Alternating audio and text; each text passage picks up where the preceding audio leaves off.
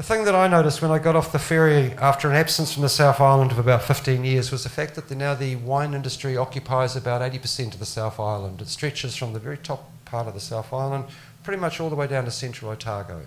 Sure, there's old guys with sheep up in the highlands, but mostly it's like, let's just grow some grapes. Everywhere you look, there's like grapes. Anyway, I wrote this because this is what happened when I start to see shit like this. This is called I'm Inorganic, number 1. It's much the same as the other one. It's just like I got some words and changed them around, and it's much the same. I'm Inorganic. Pretense comes in many ways, and some of them are just too fucking awful to consider.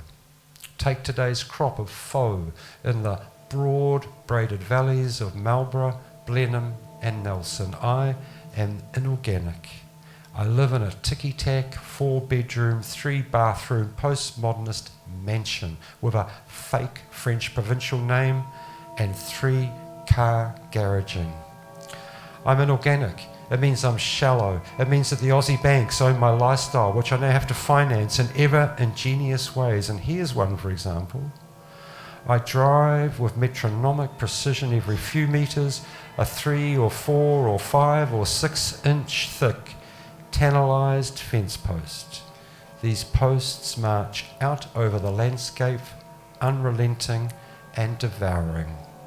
The last time I looked, there are over 3.5 million of these posts, environmental time bombs, one and all, leach an exotic cocktail of cadmiums, arsenic and heavy metals into an ever-diminishing water table for 75,000 hectares at the dry top of the South Island, New Zealand. I'm inorganic, so I use at least 12 different toxic chemical sprays on my grape crop on an annual basis. I spray against the mites. I spray against the fungal attack. I spray against the moth, and I spray against the caterpillar. I spray against the spiders. I spray against the dock. I spray against the clover. I spray against the nematode. I spray against the multiped. And I spray against blight and bud rot. I spray and I spray and I spray, and then I fucking spray some more. I'm inorganic, and of course this makes me a monoculturalist. Nothing grows between my serried rows of poison posts except for my debt to the Australian banks. I'm inorganic. And this of course makes me a minimum wage employer. I will pick and choose my field workers with care from a basket of third world nations. Why? There's some quiet Polynesians, there's some compliant Brazilians, there's some financially embarrassed trailer trash Poles, and then there's the local poor from God's own. In sad scenes reminiscent of Steinbeck and the last great economic depression, my compliant field workers will gather in their car parks pre-dawn. And there they will be herded by contractors into vans and then driven off to my new big flash Aussie bank-owned inorganic estate. I'm inorganic. And of course that makes me the worst sort of exploiter, setting poverty, low pay and poor health of my short-term contracted minimum wage workers against my own middle-class lifestyle of a new Hyundai or a Subaru or a Jeep fucking Cherokee. I also take my holidays in Fiji, and I have my dumb mansion and my faux estate. There is simply no sight in end for this poem. Full stop. ... Poem ends. Full stop.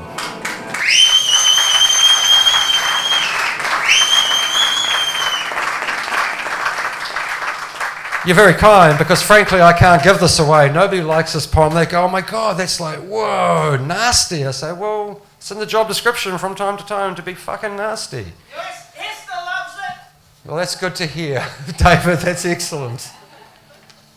You okay, Len? You all good? Okay, this is your last one.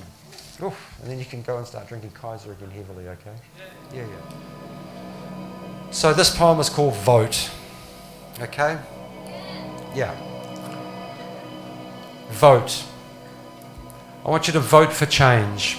I want you to vote for making small and democratic difference. I want you to vote because we teeter atop of an environmental cliff with our future uncertain, but I know the gut feeling. I know the gut feeling telling us all this madness cannot go on forever like this, unchecked. Vote for the old ways returning and vote to protect the world from climate change. Vote to plant flaxes and not build any more motorways. Vote for cheaper cell phone costs and electricity. Vote for free Wi-Fi. Vote for more buses and vote to close the stupid Southland smelter. Vote for the solar panel and vote for the small wind turbine. Vote for the curbside Burn community garden and vote to close the pokey machines and the casinos. Vote to reopen the post offices and vote to run night shifts at the local high schools. Vote to keep the community centres open and vote for the polytechs. Vote for more railways and vote for less big trucks. Vote for fences atop the cliff and not the ambulance waiting at the bottom. Vote for the exporter, not the importer. Vote for the frugal and not for the miserly. Vote for our sane cannabis law. Vote against the stupidity of synthetic weed and vote against the bullies and vote against the booze barons. Vote against the spotter plane. Vote against the fracking and the mining on the dock land. Vote for the rights of the individual. Vote for unions. Vote for activists. Vote for taxing lifestyles of the rich, all the way from their expensive toys of fast cars and big boats to their 36 residential investment rental properties, hidden, taxation-free, in multiple layers of family trusts. Vote because your bloody lives depend on it. Vote because the politics will govern everything. I'll repeat that. Politics governs everything, from the price of milk to quality of the water that you swim in at the local beach and river. Vote to stop the privatisation of prisons and vote to stop the privatisation of the education system and vote to stop the privatisation of the ACC and anything that's left standing. Vote to stop rampant nationalism based around stupid billionaires and their stupid expensive boats.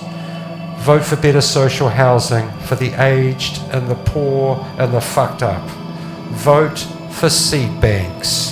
Vote for the emergency helicopter. Vote for cycleways. Vote for a Bill of Rights. Vote for an end to 1080 poisoning and vote for a bigger, better skate park at a community hall. Vote for Plunkett. Vote for the war against greed. Vote against the red tape and the non-disposable. Vote for recycling centres and the curbside collection. Vote for the sewerage scheme and the water tank. Vote for the Polynesian night shift cleaner and vote for the recently arrived immigrant forklift operator. Vote against the split shift and vote for glide time. Vote for more downtime. Vote for just quality time. Vote for the gold card and vote for cheaper dentistry. Vote for better and not for worse. Vote for the fish and vote for the bees. Vote for the smart and the innovative and the thoughtful. Vote for less boozing and vote against the binge drinking. And certainly vote for no GST on basic food items, full stop. Poem ends, full stop.